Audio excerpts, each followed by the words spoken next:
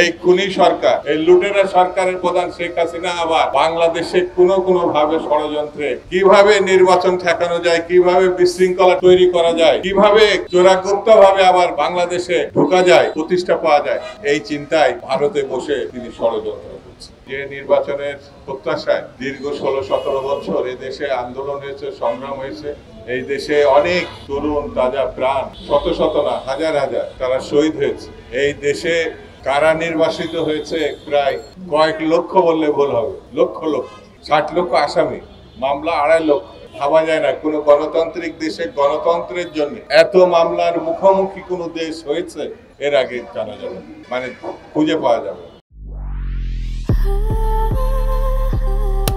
Walton switch, stylish and elegant.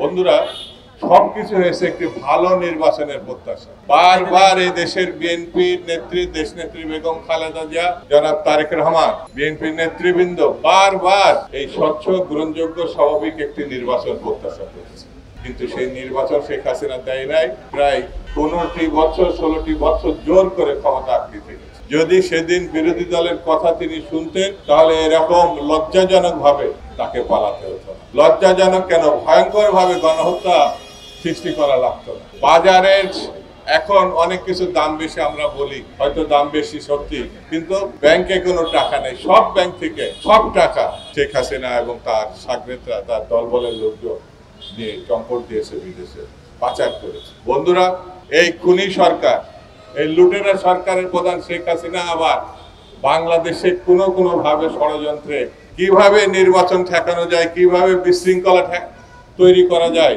কিভাবে চোরাগুপ্ত ভাবে আবার বাংলাদেশে ঢোকা যায়, প্রতিষ্ঠা পাওয়া যায়, এই চিন্তায় ভারতে বসে তিনি ষড়যন্ত্র করছেন। ষড়যন্ত্র করে কোনো লাভ হবে না।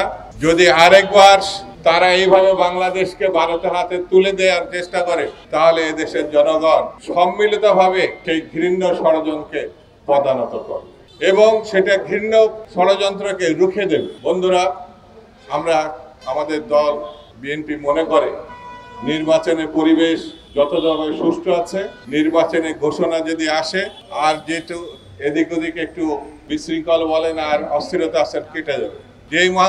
যেই মাত্র দেশকে নির্বাচনের রাস্তায় নামানো যাবে সেই মাত্র বাংলাদেশের স্বাভাবিক অবস্থা শুরু হবে এবং নির্বাচনের মধ্য দিয়ে বাংলাদেশের নাগরিককে তার রাজত্ব ফিরিয়ে দাও, মানে ভোটাধিকার ফিরিয়ে দাও, তার অধিকার ফিরিয়ে দাও, এটা সম্ভব হবে এবং সে তার ভোটাধিকার তার পছন্দের প্রার্থী, পছন্দের মার্কা, পছন্দের দলকে দিবে, এটাই স্বাভাবিক। এবং আমরা মনে করি এই ভোটাধিকার প্রয়োগের মধ্য দিয়ে আগামী দিনে বাংলাদেশ জাতীয়তাবাদী দল ক্ষমতায় আসবে ইনশাআল্লাহ এবং আগামী দিন বাংলাদেশের পুনর্গঠনের নেতৃত্ব দেবেন শহীদ জিয়া এবং বেগম খালেদা জিয়ার জ্যেষ্ঠ পুত্র, বিএনপির ভারপ্রাপ্ত চেয়ারপারসন জনাব তারেক রহমান। তিনি আগামী দিনে প্রধানমন্ত্রী হিসেবে বাংলাদেশকে পরিচালনার দায়িত্ব নেবেন এবং জনগণের উপরে নির্ভর করে তিনি এগিয়ে যাবেন। বাংলাদেশের স্বাধীনতা সার্বভৌমত্ব রক্ষা করবে, গণতন্ত্র পূর্ণ প্রতিষ্ঠা পাবে, এই আশা ব্যক্ত করে সবাইকে ঐক্যবদ্ধ থাকার আহ্বান জানিয়ে আমি আমার বক্তব্য শেষ করছি। খুদা হাফেজ। বাংলাদেশ জিন্দাবাদ।